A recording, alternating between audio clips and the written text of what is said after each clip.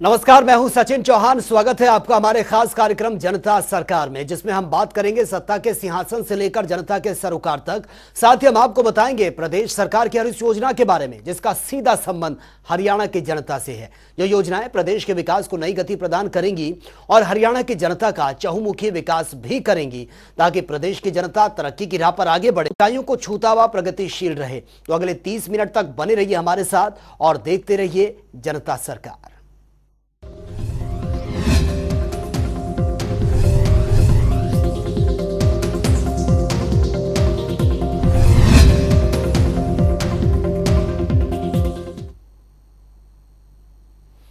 हरियाणा के मुख्यमंत्री मनोहर लाल प्रदेश और प्रदेशवासियों के हित में लगातार महत्वपूर्ण फैसले लेते रहते हैं, जिसका नतीजा ये है कि आज हरियाणा देश और अग्रणी राज्यों में अपना स्थान बना चुका है। इसी कड़ी में मुख्यमंत्री मनोहर लाल के नेतृत्व में हरियाणा कैबिनेट की अहम बैठक हुई है, जहां पर हरियाणा के हित में कई महत्वपूर्ण फैसले भी लिए गए हैं। ये रिपोर्ट आप देखिए। हरियाणा के मुख्यमंत्री मनोहर लाल की अध्यक्षता में बुधवार को हरियाणा मंत्रिमंडल की बैठक हुई, जिसमें कई मुद्दों पर विचार विमर्श हुआ, तो वहीं कई फैसलों पर मुहर भी लगी। दरअसल कई विभागों को मर्ज भी किए गए। आपको बता दें कि इस बैठक में हरियाणा और हरियाणा वासियों की भलाई के लिए कई महत्वपूर्ण फैसले लिए गए। तो चलिए अब ग्राफिक्स के जरिए समझते हैं कि कैबिनेट बैठक में किन किन फैसलों पर मुहर लगी है। सीएम की अध्यक्षता में हरियाणा कैबिनेट की हुई बैठक। कैबिनेट की बैठक में कई अहम फैसलों पर मुहर लगी। हरियाणा सिविल सेवा नियम 2016 में संशोधन को मंजूरी मिली। एकल पुरुष सरकारी कर्मचारियों को भी मिलेगी चाइल्ड केयर लीव। बैठक में कई विभागों को मर्ज भी किए गए। सीसीएल के लिए 18 साल से कम आयु की शर्त दिव्यांग बच्चों पर लागू नहीं होगी। हरियाणा उद्यम संवर्धन संशोधन विधेयक 2022 के प्रारूप को मंजूरी। मंत्रिमंडल ने हरियाणा चौकीदार नियम 2013 में संशोधन को दी मंजूरी। संशोधन के बाद ग्रामीण चौकीदार ईपीएफ लाभ के पात्र होंगे। ये नियम हरियाणा चौकीदार संशोधन नियम 2022 कहलाए जाएंगे। हरियाणा सिविल सेवा नियम 2016 में संशोधन को मंजूरी मिली है, तो वहीं अब एकल पुरुष सरकारी कर्मचारी को भी 2 साल की बाल देखभाल छुट्टी की अनुमति होगी। इस नियम को हरियाणा सिविल सेवा अवकाश संशोधन नियम 2022 कहे जाएंगे। संशोधन के अनुसार एकल पुरुष सरकारी कर्मचारी, अविवाहित, विधुर या तलाकशुदा और महिला सरकारी कर्मचारी केवल 18 वर्ष की आयु तक के अपने 2 बड़े जीवित बालकों की देखभाल के लिए संपूर्ण सेवा काल के दौरान अधिकतम 2 साल यानी 730 दिन की अवधि के लिए चाइल्ड केयर लीव का लाभ उठा सकती हैं। लेकिन इस 730 दिनों की अवधि में एकल पुरुष सरकारी कर्मचारी द्वारा आवेदन प्रस्तुत करने से पहले किसी राज्य सरकार या भारत सरकार के अधीन काम करने के दौरान महिला सरकारी कर्मचारी द्वारा उन्हीं 2 बड़े बालकों की माता के रूप में ली गई चाइल्ड केयर लीव अगर कोई हो या शामिल है या प्रतिस्थापित किया जाएगा। मंत्रिमंडल के बैठक में हरियाणा उद्यम संवर्धन अधिनियम 2016 में आगे संशोधन करने के लिए हरियाणा उद्यम संवर्धन संशोधन विधेयक 2022 के प्रारूप को स्वीकृति दी गई, जिसमें उच्चाधिकार प्राप्त कार्यकारी समिति राजकोषीय प्रोत्साहनों के पैकेज से हटकर सरकार द्वारा समय समय पर अधिसूचित किसी भी क्षेत्र के औद्योगिक विकास के लिए कोई अन्य नीति के तहत मेगा परियोजनाओं और अल्ट्रा मेगा परियोजनाओं में किसी भी तरह के प्रोत्साहन, रियायत, छूट या अनुदान देने की सिफारिशों की अनुमति होगी। वहीं बैठक में हरियाणा चौकीदार नियम 2013 में संशोधन के प्रस्ताव को स्वीकृति मिली है, जिसमें उपायुक्त द्वारा पारित आदेशों के विरुद्ध अपीलीय प्राधिकरण का प्रावधान करना और ग्रामीण चौकीदारों के लिए कर्मचारी भविष्य निधि का लाभ देना है। आयुक्त अपील की सुनवाई के बाद आदेश की पुष्टि, परिवर्तन या पलट सकता है। आयुक्त का निर्णय अंतिम होगा। हरियाणा के मुख्यमंत्री मनोहर लाल ने हरियाणा के विकास के लिए कैबिनेट बैठक में कई महत्वपूर्ण फैसले लेते हुए कई फैसलों पर मुहर लगाई है, जिसका सीधा फायदा प्रदेश और प्रदेशवासियों को होगा। जनता टीवी के लिए चंडीगढ़ से पवन सिवर की रिपोर्ट।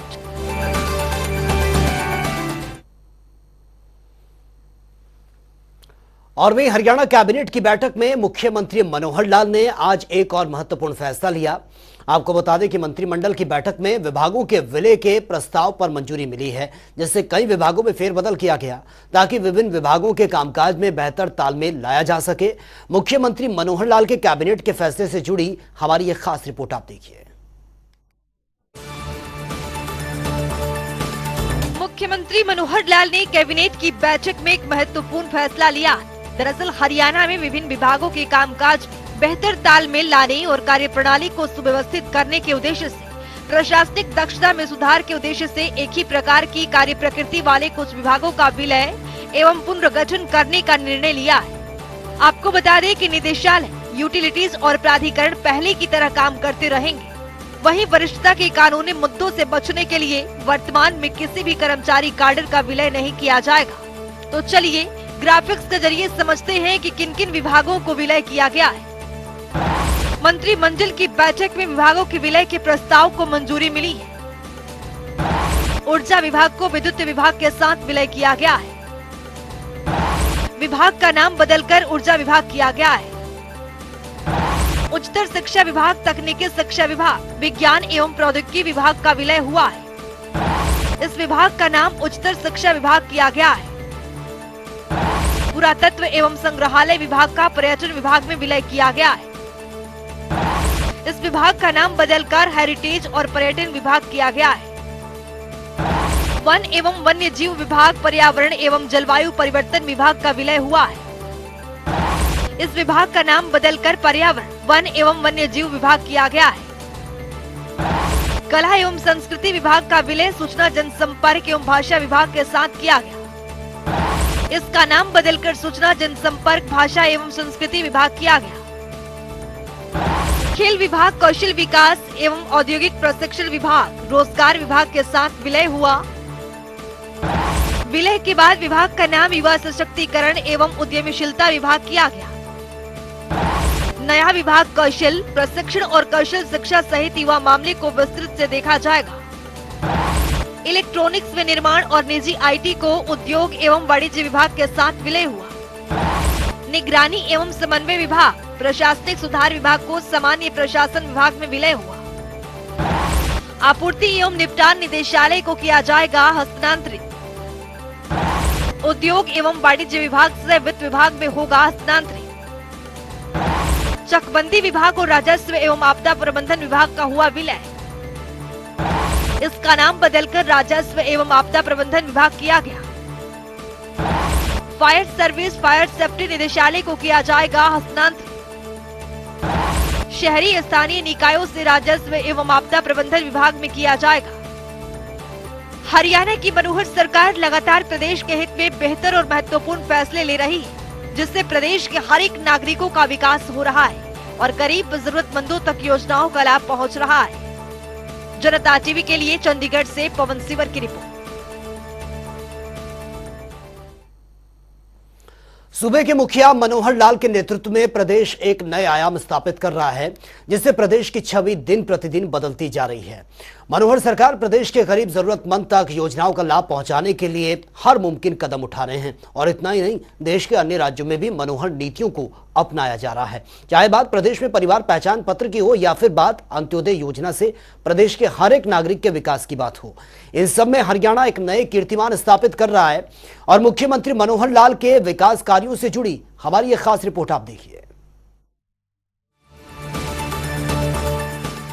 हरियाणा की मनोहर सरकार प्रदेश और प्रदेशवासियों के हित में लगातार महत्वपूर्ण फैसले लेती रहती है, जिसका नतीजा ये है कि आज हरियाणा देश के अग्रणी राज्यों में अपना स्थान बना चुका है। आज मनोहर सरकार के नेतृत्व में हरियाणा का चहुमुखी विकास हो रहा है। प्रदेश और प्रदेशवासियों को मनोहर नीतियों का सीधा लाभ मिल रहा है। इसी कड़ी में मुख्यमंत्री मनोहर लाल ने जनता के बीच चल रही योजनाओं के बारे में विस्तार से जानकारी दी। मुख्यमंत्री मनोहर लाल ने बताया कि अंत्योदय योजना का सबको लाभ मिल रहा है और चिरायु योजना का लाभ 28 लाख परिवारों तक पहुंच रहा है। कोई भी योजना जो हमारी शुरू होती है वो किसी साल को या किसी चुनाव को रख के कभी नहीं बनाता मैं। मेरे सामने होता है जनहित लोकहित। जनहित लोकहित ये सबसे बड़ा लक्ष्य है मेरा। और इसमें जब हमको ये ध्यान में आया कि प्रधानमंत्री जी ने घोषणा की है आयुष्मान भारत की, आयुष्मान भारत में जो SCCC data, socio economic caste census data 2011 में जो बना था, उसके आधार पर वो योजना लागू की है सारे देश में। उस बात को 11 साल हो गए उस डाटा को इकट्ठे किए हुए। समाज में निरंतर परिवर्तन होते रहते हैं, परिवारों की आय कम हो ज़्यादा हो ये बदल होती रहती है। उसमें भी जो BPL की लिमिट थी वो 1,20,000 रुपया प्रति परिवार प्रति वर्ष की आय थी। आज सिनेरियो बदल गया है लोगों की, यानी एक प्रकार से इन जनरल भी जैसे आर्थिक स्थिति प्रदेश की होती है उस हिसाब से बदलती है। आज हमको लगता है कि वो उस डाटा के परिवार 15.5 लाख परिवार उस समय सूची में थे। जब हमने गोल्डन कार्ड देने शुरू किए तो वो परिवार ही 9 लाख हमको मिले, बाकी 6 लाख परिवार या तो कहीं कई बार ऐसे गरीबी के परिवार होते हैं वो कहीं शिफ्ट कर जाते हैं, बाहर प्रदेशों के परिवार होते हैं, या उनकी आय लिमिट ऊपर हो जाती है, वो खुद भी कार्ड बनवाने के लिए आते नहीं हैं, तो ऐसे मात्र 9 लाख परिवार। जब हमने इनकम बेस्ड सारा ये डाटा परिवार पहचान पत्र के माध्यम से इकट्ठा किया तो हमने उस आय लिमिट को 1,80,000 किया और वो बन गया 28 लाख परिवार, 28,89,000, टू बी मोर स्पेसिफिक 28,89,000 परिवार हो गए। अब हमको लगा कि ये सारे परिवार उसमें जोड़ने चाहिए, तो केंद्र ने तो हमको मैक्सिमम लिमिट दी हुई 15.5 लाख परिवार की, हमने उसको 28,89,000 किया है, तो 13,89,000 परिवारों को अतिरिक्त प्रदेश सरकार की ओर से 5 लाख का स्वास्थ्य का बीमा करने के लिए योजना बनाई। उस योजना का नाम है चिरायु हरियाणा, एक्सटेंशन ऑफ आयुष्मान भारत। आयुष्मान भारत में केंद्र सरकार का योगदान रहता है 60% का, 40% प्रदेश सरकार देती है, लेकिन 15 लाख से ऊपर, 15.5 लाख से ऊपर जो 13 लाख ये परिवार हैं, इनका पूरा पैसा प्रदेश सरकार खर्च करेगी और इस पर हमारा लगभग 500 करोड़ रुपया साल का ये हमारा खर्च होगा। अब ये टारगेट है गरीब आदमी को उसके इलाज पर पैसा न खर्च ना करना पड़े, ये टारगेट वो है। मुख्यमंत्री की इन्हीं मनोहर नीतियों के कारण आज हरियाणा ने अपनी पहचान विदेशों में भी बनाई। मुख्यमंत्री मनोहर लाल के नेतृत्व में हरियाणा ने सबसे तेजी से विकास कर रहे राज्यों में खुद को शामिल किया है। बात चाहे हरियाणा के विकास की हो या फिर हरियाणा वासियों की हो या फिर सभ्यता और संस्कृति को बढ़ावा देने की, हरियाणा की मनोहर सरकार ने हर दिशा में महत्वपूर्ण कदम उठाए हैं, जिसका परिणाम जमीनी स्तर पर देखने के लिए मिल रहा है। योजना जो चिरायु बताई है, चिरायु भी अंत्योदय का एक हिस्सा है। अंत्योदय का मतलब है कि जो गरीब है उसका अपलिफ्टमेंट करो, उसमें उसकी खर्च में सहयोग करो या उसकी इनकम बढ़ाओ। हमने जो परिवार पहचान पत्र बनाया है इसके अंदर अलग अलग कैटेगरी के वर्ग के लोगों को हमने छांटा है। जैसा अगर 1 लाख रुपया पर परिवार पर ईयर अगर मैं इनकम की बात करके परिवारों को छांटता हूं, वो परिवार 7 लाख मिलते हैं मुझे।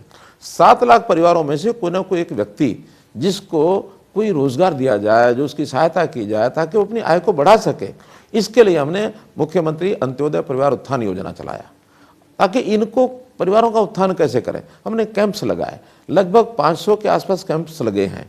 2.5 लाख परिवारों का उसके अंदर हमने बुला करके उनकी काउंसलिंग कराई, उनसे पूछा है किस बात में रुचि है, क्या वो काम कर सकते हैं, क्या उनको स्किलिंग के माध्यम से उनका लेवल ऊपर उठा सकते हैं, क्या किसी को प्राइवेट नौकरी में नौकरी दिलवा सकते हैं, क्या किसी को लोन की आवश्यकता, काम करना चाहता है उसको लोन मिल सकता है क्या। तो अभी तक इसी साल में ये शुरू किया हमने, क्योंकि 2 साल पीछे कोविड के ये हमारे एक प्रकार का मैं ये कहूँगा कि वो आधे अधूरे ही काम हुए हमारे। बाहर जाके काम कर नहीं सके, फील्ड में लोग काम के लिए उतर नहीं पाए, घर से काम करना पड़ा, ऑनलाइन काम करना पड़ा। लेकिन अब उस पर शुरू किया है तो लगभग 32,000 परिवारों को उसका सीधा लाभ मिल चुका है। ये ग्राउंड रियलिटी है। जबकि उनको किसी को 1 लाख की जरूरत है 1 लाख, किसी को 2 लाख की जरूरत है 2 लाख, किसी को अपनी दुकान में पैसा चाहिए, मानो छोटा सा दुकान उसको बनानी है उसके लिए चाहिए, किसी को 2 पशु पालने हैं उसके लिए चाहिए, किसी को कोई छोटी मशीन लगा के अपना छोटा उद्योग लगाना है उसके लिए चाहिए। ये 32,000 तो बैंकों से सीधा सीधा इनको लाभ मिला है। जिन लोगों को नौकरी दी है ऐसे नौकरी वाले लोग भी काफ़ी इसमें आगे आए हैं। जैसे अभी हमारा एक HKRN हरियाणा कौशल रोजगार निगम, ये हमने पोर्टल बनाया और हमने घोषणा की कि जो आउटसोर्सिंग पर अभी तक हम ठेकेदारों से लोग लेते थे, बहुत शोषण होता था लोगों का, उस शोषण को बंद करने के लिए हमने अब सीधे सीधे जो गरीब लोग हैं उनको HKRN के माध्यम से जो आउटसोर्सिंग की नौकरी वो देनी शुरू किया। सबसे पहले TGT PGT टीचर्स मैंने स्वयं अपने हाथ से 4,100 लोगों को बटन दबा करके, और जो सबसे पहले गरीब लोग हैं जिनकी आय 1 लाख से कम है, जिनकी आय 1,80,000 तक है, उनको अलग अलग प्राथमिकता देकर, जैसे हमने 1 लाख से नीचे के जो परिवार हैं उनमें से कोई पीजीटी टीजीटी मिल गया तो उसको 50 अंक दिए, 1,80,000 तक को है उसको 40 अंक दिए, 1,80 से ऊपर मानो 3 है या 2.5 है उसको हमने 30 दिए, उसके ऊपर 20 दिए, ताकि जो सबसे गरीब परिवार है उसकी इनकम के हिसाब से उसको वरीयता दिया जाए। 4,000 लोगों को नौकरी दी है, अभी और 4-5,000 हमने देनी है, तो ये अंत्योदय ही है। तो इस प्रकार के हमने सरकारी नौकरी में भी एक योजना बनाकर कि जिसके परिवार में एक भी सरकारी नौकरी नहीं है उसको 5% अंक अलग दिए, अभी अंत्योदय ही है। इसको लेकर के लोग कोर्ट में पहुंचे कि तो डिस्क्रिमिनेटरी है। कोर्ट ने कहा कि नहीं, जनता के हित में किसी प्रकार की ऐसी योजना कि आखिरी आदमी को अगर उठाने के लिए कोई स्पेशल, आखिर रिजर्वेशन भी तो यही चीज़ होती है कि रिजर्वेशन में भी गरीब परिवारों को लाभ मिले ताकि वो आगे बढ़ जाए। इसी प्रकार से हमने ये सब किया तो कोर्ट ने इसको अपहेड किया। हरियाणा की मनोहर सरकार नागरिकों की भलाई के लिए काम कर रही है। लगातार ऐसी मनोहर योजनाओं का तोहफा नागरिकों को मिल रहा है जिसका वो सीधा लाभ उठा पा रहे हैं। हरियाणा सरकार की मनोहर नीतियों के कारण ही आज हरियाणा दुनिया का उभरता हुआ और सबसे तेज गति से विकास करने वालों में शामिल हुआ है। मुख्यमंत्री मनोहर लाल के नेतृत्व में हरियाणा विकास ही नहीं कर रहा बल्कि रोज एक नया इतिहास भी रच रहा है। स्पेशल डेस्क जनता टीवी। हरियाणा राज्य जिसने बागवानी के क्षेत्र में कई उपलब्धियां हासिल की है और यहां के मुख्यमंत्री मनोहर लाल के नेतृत्व में बागवानी विभाग नए आयाम स्थापित कर रहा है और हरियाणा के प्रगतिशील किसान परंपरागत खेती को छोड़कर बागवानी की ओर रुख भी कर रहे हैं। ये रिपोर्ट आप देखिए। हरियाणा राज्य जिसका उदय सन 1966 में तत्कालीन पंजाब के सबसे पिछड़े इलाके को मिलाकर हुआ था, लेकिन यहाँ के जुझारू नागरिकों की मेहनत और इच्छा शक्ति के बलबूते हरियाणा राज्य आज देश के समृद्ध राज्यों में अग्रणी। चाहे उद्योग हो या कृषि, हरियाणा राज्य ने हर क्षेत्र में तरक्की अर्जित की है। कहते हैं आवश्यकता आविष्कार की जननी होती है। समय में बदलाव के साथ जरूरतें बढ़ती भी हैं और बदलती भी हैं, लेकिन जब कृषि के क्षेत्र में विविधीकरण की बात करें तो हरियाणा प्रदेश इसमें भी आदर्श स्थापित कर रहा है।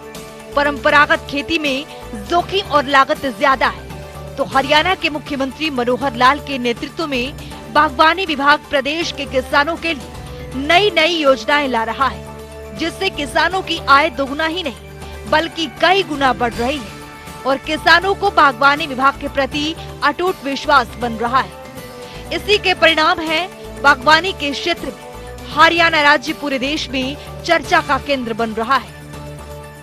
बागवानी किसानों को प्रोत्साहित करने के लिए हरियाणा सरकार निरंतर कार्य कर रही है। बागवानी विभाग हरियाणा की ओर से किसानों को सशक्त बनाने के लिए पूरे राज्य में 11 उत्कृष्ट केंद्र स्थापित किए गए हैं। ये सभी उत्कृष्टता केंद्र हरियाणा राज्य के किसानों को उच्च गुणवत्ता के पौधे तैयार करके मुहैया करवाने के लिए प्रतिबद्ध है। इसी का परिणाम है कि हरियाणा राज्य के किसान अपनी परंपरागत खेती को छोड़कर जैविक खेती करने की ओर बढ़ रहा है।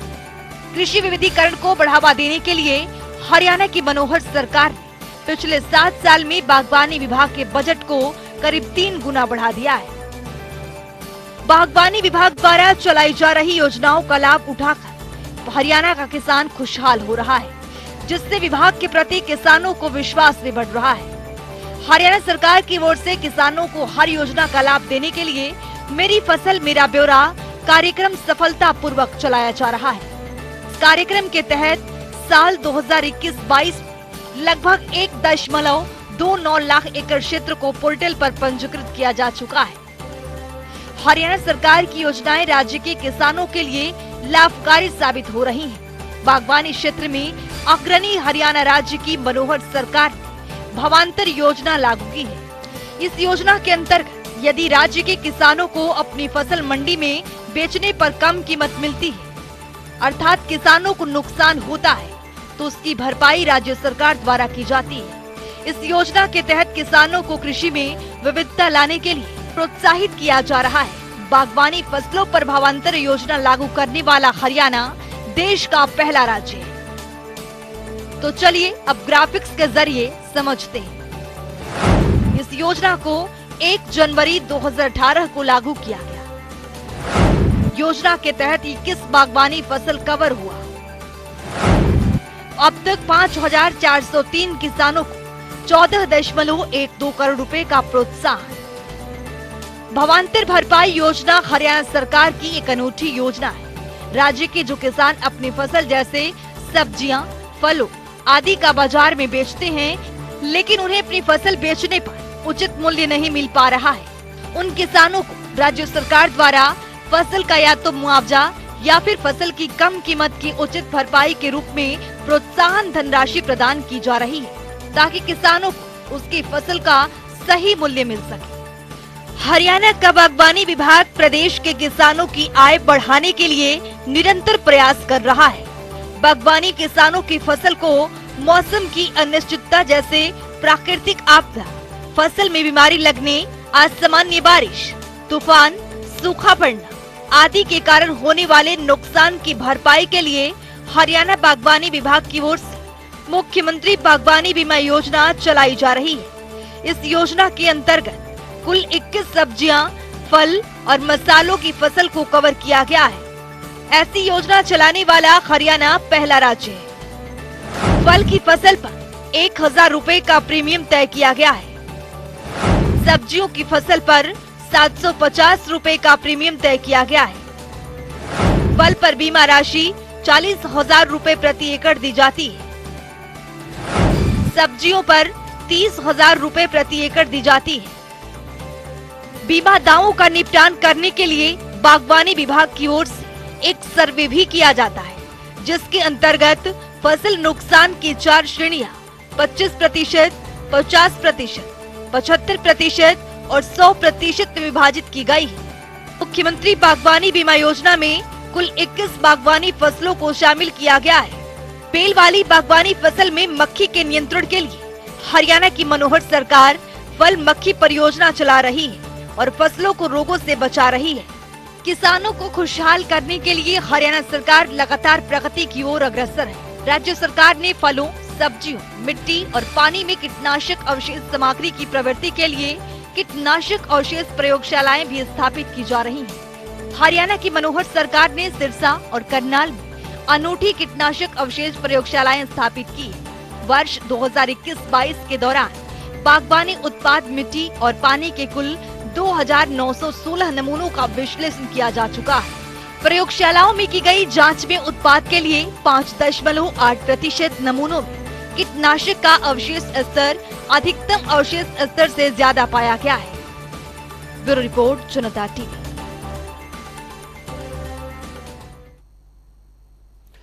हरियाणा की मनोहर सरकार ने प्रधानमंत्री फसल बीमा योजना के तहत रबी सीजन 2022 और 23 के लिए 5 फसलों के प्रीमियम राशि की अधिसूचना जारी कर दी है। आइए ग्राफिक्स के जरिए समझने की कोशिश करते हैं। प्रधानमंत्री फसल बीमा योजना रबी सीजन 2022 और 23 की 5 फसलों के प्रीमियम राशि की अधिसूचना ये जारी हुई है। फसलों का प्रीमियम जो आपके सामने है 31 दिसंबर 2022 तक बीमा कंपनी के प्रतिनिधि एजेंट CSC सेंटर अथवा बैंक शाखा से कांटेक्ट कर सकते हैं। और वे हरियाणा की मनोहर सरकार प्रदेश में किसानों के लिए कई महत्वपूर्ण योजनाएं और फैसले भी ले रही हैं, ताकि प्रदेश में किसानों को कोई परेशानी का सामना ना करना पड़े। वहीं हरियाणा सरकार किसानों को आत्मनिर्भर और सशक्त बनाने के लिए प्रतिबद्ध है। तो चलिए ग्राफिक्स के जरिए समझते हैं। किसानों को आत्मनिर्भर और सशक्त बनाने हेतु प्रतिबद्ध है सरकार। और केंद्र सरकार ने 8 वर्षों में डीबीटी के जरिए किसानों के खातों में ट्रांसफर किए हैं 2.16 लाख करोड़ रुपए।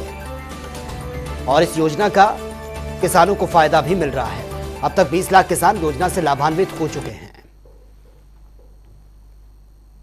हरियाणा की मनोहर सरकार प्रदेशवासियों के लिए कई बड़े फैसले ले रही है, साथ ही कई योजनाएं भी चला रही हैं, जिसमें परिवार पहचान पत्र भी शामिल है, जिसके अंतर्गत हरियाणा में ग्राम और वार्ड स्तर पर परिवार पहचान पत्र सत्यापन कार्यक्रम आयोजित किए जाएंगे। तो चलिए ग्राफिक्स के जरिए समझते हैं। परिवार पहचान पत्र डेटा सत्यापन कार्यक्रम डेटा सत्यापन एवं दस्तावेजों में सुधार हेतु ग्राम व वार्ड स्तर पर आयोजित ये शिविर लगाए जाएंगे। सरकारी योजनाओं और सेवाओं का लाभ उठाने के लिए परिवार पहचान पत्र आवश्यक अपडेट भी करवाना जरूरी है। और में हरियाणा की मनोहर सरकार प्रदेश में पशु और पशुपालकों के लिए कई बड़े फैसले ले रही है और साथ ही कई योजनाएं भी चला रही हैं। इसी कड़ी में हरियाणा सरकार नए साल पर पशुपालकों को एक तोहफा भी देने जा रही है। तो चलिए ग्राफिक्स के जरिए समझते हैं। नए साल पर पशुपालकों को मिलने जा रहा है तोहफा। प्रदेश में पशुपालकों के घर एम्बुलेंस के साथ डॉक्टर पहुंचेंगे और केंद्र के सहयोग से 70 एम्बुलेंस खरीदी जाएंगी। हेल्पलाइन सुविधा इसमें उपलब्ध होगी और 20 एम्बुलेंस हैं प्रदेश में इस वक्त जो काम कर रही हैं।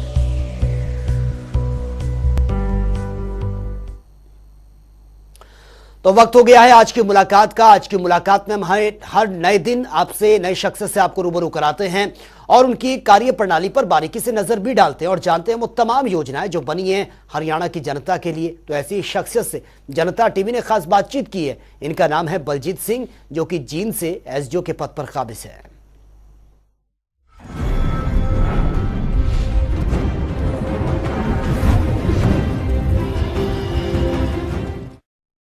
कृषि एवं किसान कल्याण विभाग द्वारा काफ़ी स्कीमें हैं जो किसानों के हित के लिए चलाई जा रही हैं, जिसमें मेरा पानी मेरी विरासत है। इसके अंदर किसान को, अगर कोई किसान भाई जीरी की जगह दूसरी फसल ले ले, चाहे वो चाहे मक्का है, चाहे कपास है, चाहे मूंग है, अगर कोई भी किसान भाई जीरी को छोड़ कर दूसरी फसल लेगा तो उसको 7,000 रुपये प्रति एकड़ की तरफ से, सरकार की तरफ से किसानों को दिए जाते हैं। कृषि विभाग की सभी स्कीमें ऑनलाइन हैं, वो उसके अकाउंट में चले जाते हैं। दूसरा जो है, एक धान की सीधी बिजाई के ऊपर स्कीम कृषि विभाग द्वारा चलाई जा रही है, जिसमें कोई भी किसान भाई अगर जो पुराना जो पारंपरिक तरीका है जो जीरी लगाने का है, जिसमें मतलब पडलिंग की जाती है, कद्दू किया जाता है, उसको छोड़ करके सीधी बिजाई करता है धान की, तो उसको भी 4,000 रुपये प्रति एकड़ के हिसाब से उसके किसान के खाते में डाले जाते हैं।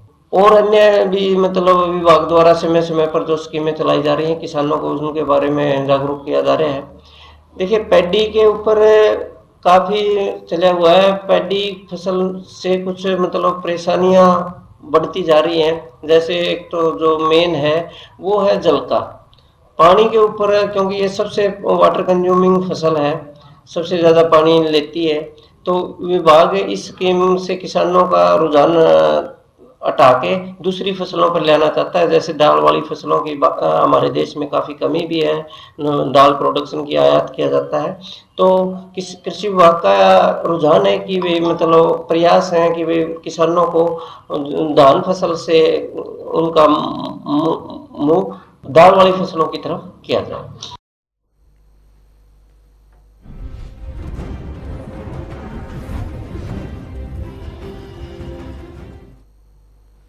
तो फिलहाल इस खास कार्यक्रम में मेरे साथ इतना ही, लेकिन तमाम खबरों के लिए आप बने रहिए जनता टीवी के साथ। नमस्कार।